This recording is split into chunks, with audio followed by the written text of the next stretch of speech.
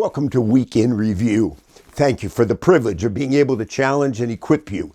Do you remember when you were a kid? Do you remember the song that the kids would sing? Maybe you sang this. Remember this thing? School days, dear old golden rule days, reading and writing and rithmetic, taught to the tune of a hickory stick.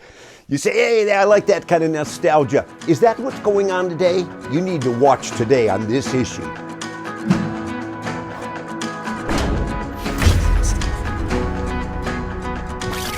Every single day, a school bus, really, during school, pulls up right in front of our house, and parents with the kids, they all jump on the bus, and many of them, I'm sure, just think everything is just the way it was when they were little kids. Is that really what's going on? Are we, in sending our children, let's say, to public schools today, is it about education or is it about indoctrination? We need to be alert. Let me read to you when God gave instructions to his people and they were coming into the land. It was going to be a land of milk and honey. He told them, he said, I'm commanding you to teach and to talk about his word, his commands with what? The children and the grandchildren, so that there would be prosperity and peace and beauty. Here's exactly what he said. Look at this. Here's the words. Deuteronomy chapter 6, the Lord says, "Hear, O Israel, the Lord our God, the Lord is one, and you shall love the Lord your God with all your heart, with all your soul, and with all your heart, and with all your what? And all your soul might." I mean, it covers all the bases. And then he says, "And these words which I am commanding you today shall be in your heart, and you shall teach them diligently," not passively, but teach them to your children, "and you shall talk." So it's teaching and talking of them four areas: when you sit in your house, and when you walk by the way, and when you lie down, and when you rise up. That's not compartmentalizing things. God tells us we are really to have these areas. When we were raising our 4 children, now we see the 7 grandchildren. This is what it's all about. When you lie down, that can be right before bed at nighttime, praying and sharing the word of God with them. And when you rise up, doing, at the table, getting together, you say, well, we don't have breakfast anymore. We don't even have family dinner hours anymore. Well, we need to recognize that and not just be passive and say, well, that's just the way it is. No, and then when you walk by the way, that could be when you're in the car, you're talking, you're teaching. And when you sit at the table, do you have a family dinner time or a breakfast time? Do you have any family devotional time? I want to challenge you. Today, we cannot afford to just simply be lax or passive. We're living in a dangerous time, and we need to recognize what's going on. I want to just mention 3 quick areas, and then I want you to watch this video. What are the 3 areas? Well, first of all, I would say to you is curriculum. What's being taught to our children? We can't just assume.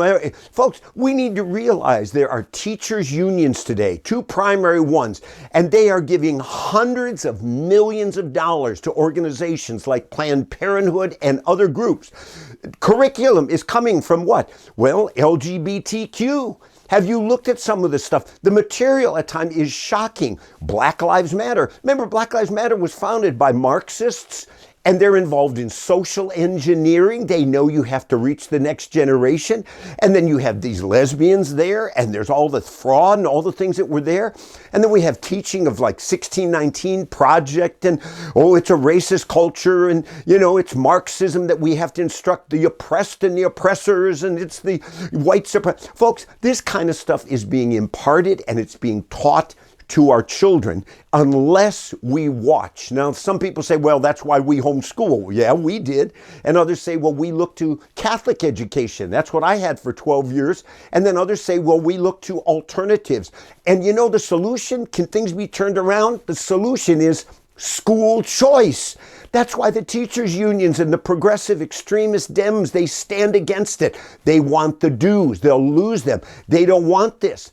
It's just a shocking situation today, and you can see the collapse of public education.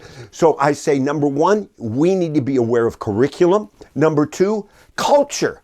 You know when you went to school what it's like. You want to be cool. You want to be accepted. You're very peer dependent. But are you aware of what's going on? What are young people going to talk about? I'm talking elementary, high school, grade. You know what they talk about? They're going to talk about TV. movies, music? Do you pay attention? Are you discerning? Do you just simply say, here, take, and here's your cell phone and whatever you want, it's yours? Right now, Taylor Swift, she's the superstar of the world. What's her current song? It's a big hit. You know what it is? It's called Karma. It's all about Hindu, and you say it's like an idol, Hindu. And then, you know what, right now, if you look on iTunes, what's the number one Christian song? Christian. Do you know it's by a drag queen, Mr. Grant? You say, no, that couldn't be. You check it out. You know what else? How about this? The movie, Barbie. Oh, yeah, everybody. They say within a matter of months, that movie is going to rake in $250 million. It's a blockbuster. It'll be the hit of the year. But what's it about? It's about there's Barbie in Barbie land, and they're walking around, and it's a matriarchal feminist push. The women run everything. They're the mayor, they're the doctors, they're the politicians. And you say, well, what about Ken? Well, Ken's hanging out with his beach buddies on the beach.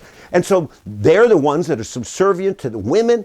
And you just say, wait, is there a message being sent? You bet. And moms, they're walking in with 8 to 12-year-olds especially, and others in a nostalgic way. I pulled up my bank, and the lady was all dressed in pink, and she said, yeah, hey, I'm like Barbie. Folks, you need to be on top and learn to discern and be on top of this stuff with your children. And then thirdly, it's cell phones today. Do your young people have cell phones? Well, everybody has to have one. Do they really? Do you know in the Netherlands they have banned cell phones in schools? They said, that's it. We're not going to have teachers talking and kids playing on their phones and sending messages. We have to be on top of this. You say, well, they have to have a phone because what about an emergency? Hey, if there's an emergency, as long as your kid knows the phone number, they could just borrow a phone or they could ask a teacher. And are you examining what they're looking at? See, this is where we have to be aware, and we have to have filters, and we have to be on top of this. The pornography, a click away. One click, another click, and the most graphic, lewd, promiscuous, foul. It's scary to think. It's chilling. So I'm telling you today, curriculum and culture and cell phones. And then there's this area, and it's called sexting. You say, well, my kids, they don't do that. Well, watch this video, and then you and I, we need to be proactive, intentional, and we need to believe God that our children are going to be educated, not propagandized in this critical time. Watch.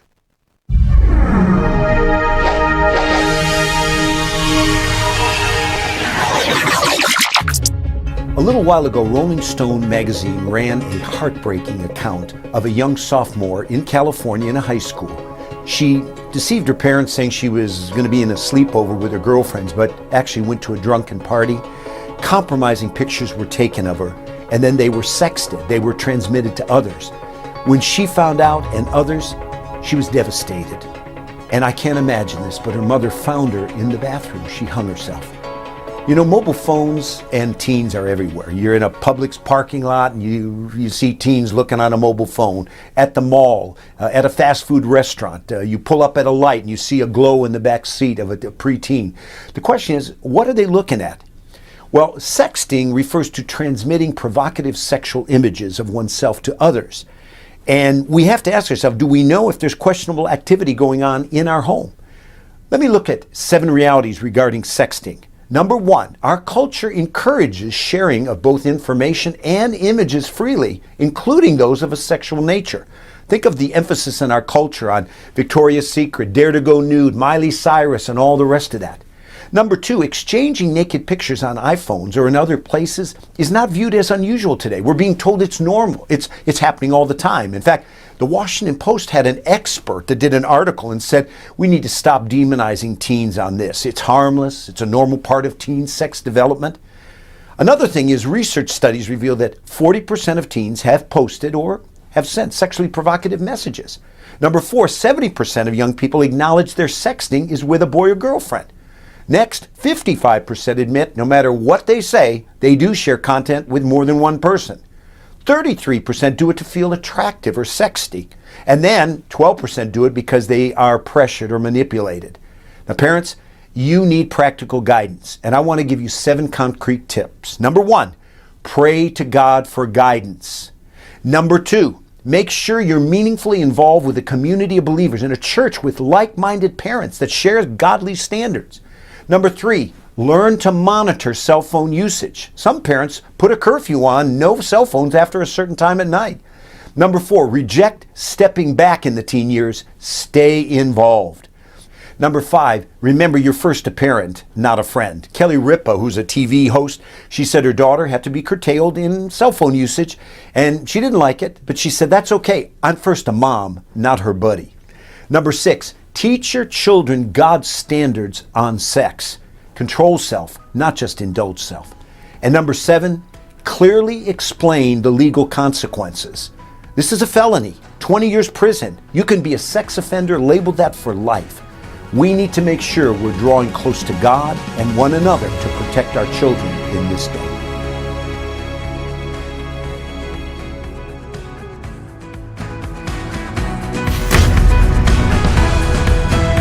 Hey friends, if you felt this video was helpful, make sure you like and subscribe so you get notified once new videos become available. Thanks.